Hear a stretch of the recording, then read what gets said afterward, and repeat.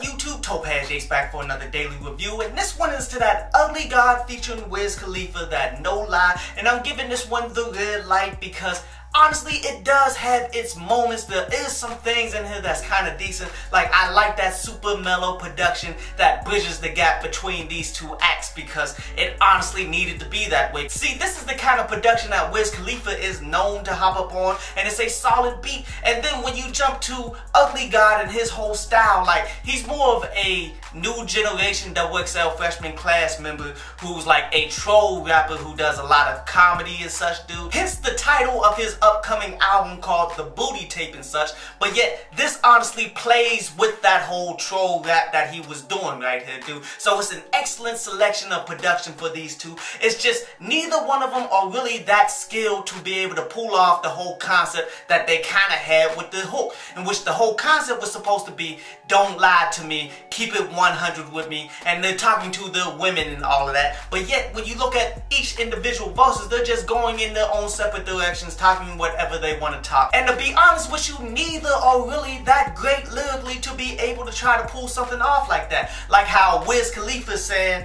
that he got a diamond chain that's looking like somebody's peeing, and that is an obvious shout out that he got canary yellow diamonds to his chain and all that, but he put that in like the worst possible way. That's like saying somebody is peeing on you type stuff, dude. Like, you don't want to say it like that. And then Ugly God says that every day he's making cake like he got an easy bake oven, and which the first thing that I thought of when he said that is, do they still make easy bake ovens to the point that these young dudes know what it is to quote it? And obviously they must. It was a decent attempt at trying to make a punchline, but yet it fell completely flat, much like Wiz Khalifa's verses fell flat. But a quick recap here, man. The positives that I'm taking from this is that production is rather solid. It does bridge the gap between these two, and it could have been something decent. But yet the negatives is it's just not that good of a song, you dig? Like, nothing else about this joint worked. But this concludes today's review, man, and now we're going to jump to a brief instrumental from underground producer Force One before we jump into the news and then jump into an article from downloadpads.com.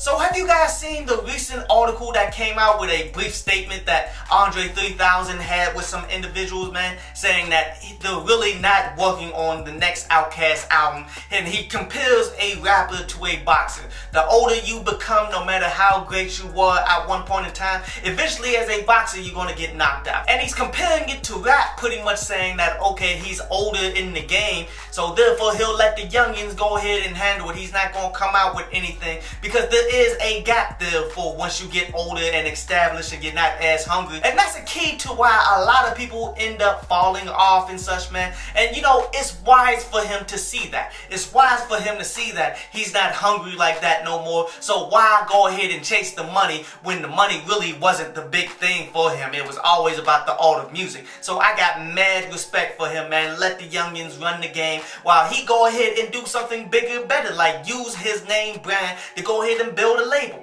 Build whatever he wants to do. But anyway, on today's article from downloadpads.com, and today's article was about being secretive, because this is one thing that kills me. Because I get a lot of emails and I get a lot of messages on Twitter and all of that every day, and I try to respond to them all. But yet, the thing that kills me is when somebody wants to sit up and have a conversation with me, but yet they be like, okay, go ahead and send it to me in my DM. Go ahead and send it to me everywhere else, instead of just saying what you got to say. Because 10 times out of 10, you're not a known celebrity. When you're not a known celebrity, you don't got to go through all of these hoops in order to keep all of your transactions secret that you're having with other people. Nobody cares. You're making things more difficult for no apparent reason. Like, who exactly is reading all of your text messages and going to try to call you out for talking to a blogger who actually can promote you? Like, it doesn't make any sense.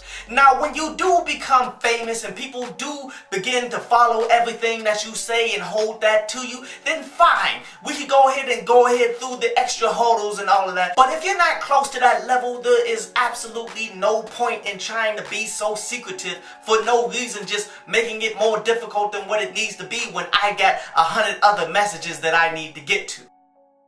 I hope you enjoyed the show.